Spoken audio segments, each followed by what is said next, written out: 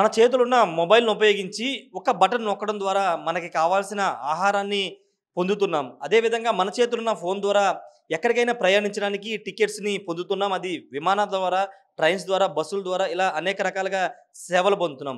అయితే ఒక బటన్ నొక్కడం ద్వారా ప్రభుత్వ సేవలు ఎందుకు పొందలేమనే ఒక ఆలోచన నుండి పుట్టినటువంటి కార్యక్రమే వాట్సాప్ గవర్నెన్స్ సేవలు. అంటే ఆంధ్రప్రదేశ్ ప్రభుత్వం ఈరోజు ప్రారంభించినటువంటి వాట్సాప్ గవర్నెన్స్ సేవలకు సంబంధించినటువంటి గవర్నెన్స్ సర్వీసెస్ సంబంధించినటువంటి కార్యక్రమానికి సంబంధించినటువంటి ఈ కార్యక్రమాన్ని ఈరోజు రాష్ట్ర ప్రభుత్వం ప్రారంభించింది.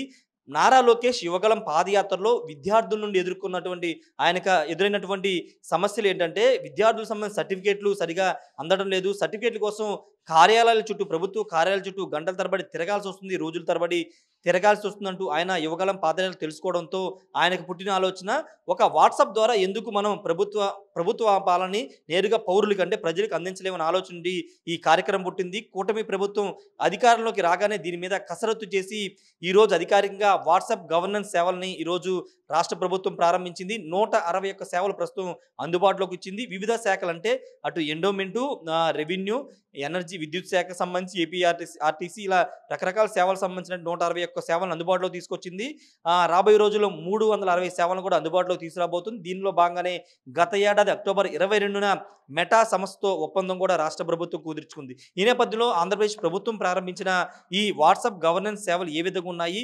మన మిత్ర ప్రజల చేతిలో పాలన, ప్రజల చేతిలోనే పాలన అనే కాన్సెప్ట్‌తో దీన్ని తీసుకొచ్చా. ప్రస్తుతం నేను వాట్సాప్‌లో ఈ నెంబర్‌ని సేవ్ చేసుకున్న ఒక నెంబర్ వాట్సాప్‌ది నెంబర్ ఇవ్వడం జరిగింది. 95523009 ఈ నెంబర్ మీరు కూడా గుర్తుపెట్టుకోవచ్చు. మీరు కూడా సేవ్ చేసుకోవచ్చు. మరోసారి రిపీట్ చేస్తాను. 9552300009 ఈ నెంబర్ మీ ఫోన్‌లో వాట్సాప్ గవర్నెన్స్ అని సేవ్ చేసుకుంటే గనక మనకి ఈ విధంగా ప్రభుత్వ లోగోతో వాట్సాప్ గవర్నమెంట్ సర్వీసెస్ అని వస్తుంది. వచ్చిన తర్వాత మనం ఒకసారి వాట్సాప్‌కి వెళ్ళిన తర్వాత ఈ విధంగా చూపించిన తర్వాత ఒకసారి హాయ్ అని మనం ఒక మెసేజ్‌ని గనక ఫార్వర్డ్ చేస్తే ఏ విధమైన సమాచారం వస్తుందో ఒకసారి మనం చూద్దాము. హాయ్ అని నేను టైప్ చేస్తున్నాను. సెండ్ చేశాను. సెండ్ చేసిన తర్వాత మనకి ఏ విధమైన సర్వీసెస్ వస్తాయో ఒకసారి మనం చూద్దాము. ఈ నెంబర్ నుంచి ఇలా చూశారు కదా, వెంటనే ఆంధ్రప్రదేశ్ లోగోతో కూడినటువంటి వాట్సాప్‌లో ఆంధ్రప్రదేశ్ ప్రభుత్వ పౌర సహాయ సేవల స్వాగతం. మీ సౌకర్యమే మా ప్రాధాన్యం. వివిధ పౌర సేవలను సులభంగా త్వరితంగా పారదర్శకంగా పొందేందుకు సంపూర్ణ మద్దతు అందిస్తున్నాం. దయచేసి మీకు కావాల్సిన పౌర సేవలను ఎంచుకోండి. దయచేసి మీకు కావాల్సిన పౌర సేవలు అంటే ప్రజలకు సంబంధించిన సేవలు ఎంచుకోమని ఇక్కడ ఒక ఆప్షన్ ఇచ్చారు. సేవను ఎంచుకోండి అని. మనం సేవను ఎంచుకోబోతున్నాం. ఒకసారి ఎంచుకున్న తర్వాత మనకి ఫోన్లో పౌర సేవలు ఒక దాన్ని ఎంచుకోండి అంటే ఒకటి మనం సెలెక్ట్ చేసుకోవాల్సి ఉంటుంది. ఇక్కడ మనం క్లిక్ చేస్తే ఏమేమి అందుబాటులో ఉన్నాయి. ఈరోజు లాంచ్ చేసిన సేవల్లో దేవాలయ బుకింగ్ సేవలు, ఫిర్యాదుల పరిష్కరణ సేవలు, ఏపీఎస్ఆర్టీసీ సేవలు, ఎనర్జీ సేవలు అంటే విద్యుత్ సేవలు, బిల్లు చెల్లింపులు, కొత్త కనెక్షన్ మరియు మరిన్ని సదుపాయాలు, సీఎంఆర్ఎఫ్, ముఖ్యమంత్రి సహాయ నిధి, సిడిఎంఏ సేవలు, రెవెన్యూ సేవలు, ఆరోగ్య కార్డు సేవలు, పోలీస్ శాఖ సేవలు ఈ సేవలు ప్రస్తుతం అందుబాటులోకి వచ్చాయి. ఒకసారి మనం దేవాలయాలకు సంబంధించిన సేవలు మనం చూద్దాము. దేవాలయాల ఎండోమెంట్ శాఖకు సంబంధించినటువంటి ఏ విధంగా మనం ఫిర్యాదు చేయొచ్చు. ఒకసారి దేవాలయ బుకింగ్ సేవల దగ్గర క్లిక్ చేస్తే దేవాలయ బుకింగ్ సేవలు బుక్ చేస్తే కనుక ఒక్కసారి మనం బ్యాక్ వద్దాము. ఇక్కడ మరొకసారి సేవలు బుక్ చేసిన తర్వాత ఒక్కసారి ఫిర్యాదు ఎంచుకున్న తర్వాత దేవాలయ శాఖ బుక్ చేద్దాం. దేవాలయానికి సంబంధించినటువంటి ఓపెన్ అయింది. ఇక్కడ చూసారు కదా, పౌర సేవలో దేవాలయాన్ని ఎంచుకోండి అని ఇక్కడ మనకి ఆప్షన్ చూపిస్తుంది. దేవాలయం అంటే ఎండోమెంట్ శాఖ మనం ఆ సేవకు సంబంధించి అంటే మనకి ఏం కావాలి ఆ ఎండోమెంట్కి సంబంధించిన అంశంలో చూస్తే కనుక ఇక్కడ మనం దేవాలయాలను టెంపుల్కి సంబంధించినటువంటి ఆప్షన్ ఎంచుకోవడంతో ఇక్కడ మనకి టెంపుల్స్ అన్ని చూపిస్తున్నాయి. శ్రీశైలం శ్రీ బ్రహ్మరాంబిక మల్లికార్జున స్వామివారి దేవస్థానం శ్రీశైలం, కాణిపాకం, సింహాచలం, విజయవాడ కనకదుర్గ మల్లేశ్వర అమ్మవారి, అదేవిధంగా అన్నవరం, ద్వారకా తిరుమల, శ్రీకాళహస్తి ఇలా వచ్చాయి కదా. ఇప్పుడు మనం విజయవాడ టెంపుల్ సంబంధించినటువంటి అమ్మవారిది ఒకసారి బుక్ చేసుకుందాం. అంటే క్లిక్ చేద్దాం. క్లిక్ చేస్తే అమ్మవారికి సంబంధించినటువంటి వస్తుంది వచ్చే అవకాశం ఉంటుంది. ఒకసారి చూద్దాము. నిర్దేశించబడిందని వచ్చింది. ఒకసారి శ్రీశైలం ట్రై చేద్దాం. శ్రీశైలం ట్రై చేస్తే ఏ విధంగా వస్తుందో ఒకసారి మనం చూద్దాము. వచ్చిన తర్వాత సేవలు ఎంచుకోండి. ఇక్కడ చూస్తారు కదా, సేవలు ఎంచుకోండి ఇక్కడ కింద మనకి కనబడుతుంది. ఒకసారి మనం ఇక్కడ చూస్తే కనుక సేవలు ఎంచుకోండి ఇక్కడ కనబడుతుంది కదా. వ్యక్తి దర్శనం, దేవాలయ సేవ, దేవాలయ దానాలు 3 ఆప్షన్స్ మనకి ఇచ్చింది. శ్రీశైలం ఎంచుకున్న తర్వాత వ్యక్తి దర్శనం అంటే మనం టెంపుల్ స్వామివారి దర్శనానికి సంబంధించిన, దేవాలయ సేవ, దేవాలయ దానాలు అని ఇచ్చి కింద నిర్ధారించండి అంటే కన్ఫర్మ్ చేయమని ఇచ్చింది. కన్ఫర్మ్ చేస్తున్నాం మనం.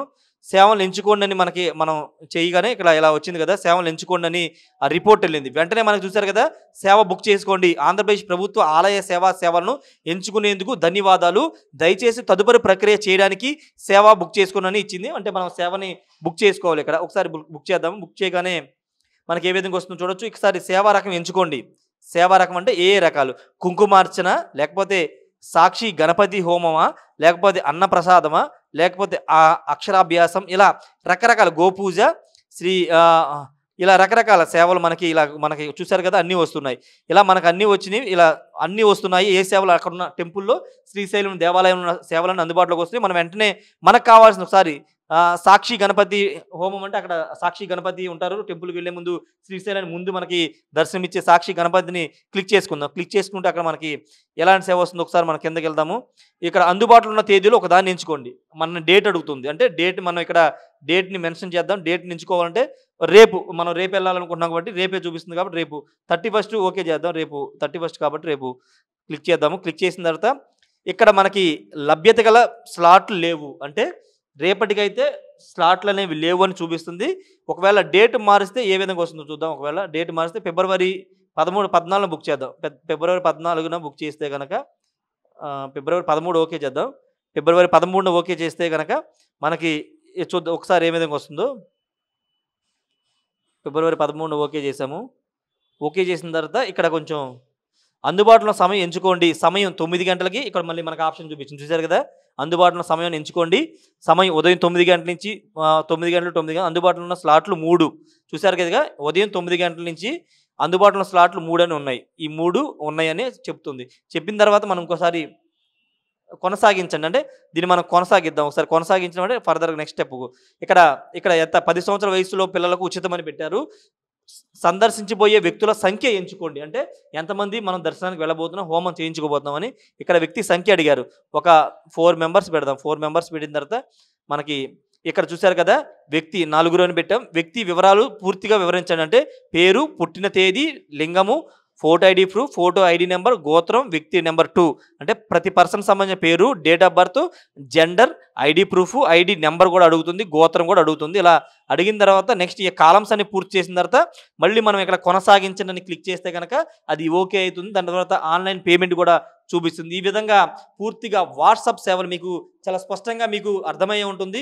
కేవలం ఒక దేవాలయాలే కాదు, రెవెన్యూ అంటే భూ సమస్యలకు సంబంధించిన సమస్యలు, అదేవిధంగా ఏపీఎస్ఆర్టీసీ అంటే బస్ టికెట్లు రిజర్వేషన్ కూడా మీ వాట్సాప్ ద్వారా ఆ నెంబర్ నేను ఇందాక చెప్పినటువంటి 955523000009 ఈ నెంబర్ని సేవ్ చేసుకుంటే ఇప్పుడు 161 సేవలు వస్తూ అందుబాటులోకి రాష్ట్ర ప్రభుత్వం తెచ్చింది.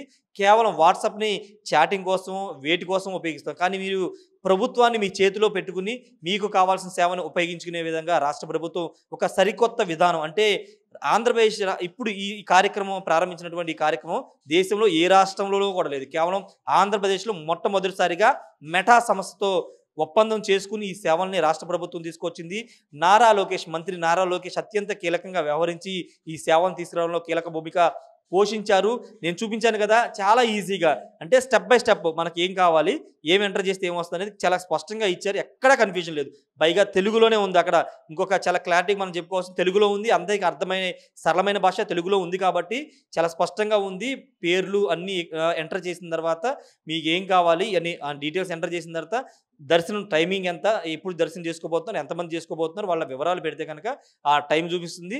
ఆన్లైన్ పేమెంట్ కూడా చేసుకునే విధానంగా దీంట్లోనే ఉందని చెప్పాలి. ఏదేమైనప్పటికీ ఇప్పుడు రాష్ట్ర ప్రభుత్వం ఈరోజు సరికొత్తగా లాంచ్ చేసినటువంటి వాట్సాప్ గవర్నెన్స్ సేవలు అయితే ఖచ్చితంగా ఇది ఒక రెవల్యూషన్ కార్యక్రమం అని చెప్పాలి. ఎందుకంటే ఇప్పటి వరకు మనం సచివాలయాలకో లేకపోతే ఎంఆర్ఓ ఆఫీస్కో, ఎండిబి ఆఫీస్కో, అగ్రికల్చర్ ఆఫీస్కి ఇలా రకరకాల ఆఫీసుకి వెళ్ళి మన సర్టిఫికేట్లు సమస్యలు చెప్పుకోవడం తిరుగుతాం. కానీ అవి ఏమీ లేకోకుండా మీ ఇంట్లో మీరు కూర్చుని మీ ఫోన్లో మీరు ఒక చిన్న బటన్, అంటే ఒక చిన్న వాట్సాప్లో హాయ్ అని సెండ్ చేస్తే మీ డీటెయిల్స్, మీకు కావాల్సిన సేవలు అంటే సర్వీసెస్ అన్ని శాఖల సర్వీసులు రాబోతున్నాయి. రెండోది సర్టిఫికేట్లు, అంటే బర్త్ సర్టిఫికేట్, డెత్ సర్టిఫికేట్, లేకపోతే ఇన్కమ్ సర్టిఫికేట్, ఇవన్నీ కూడా.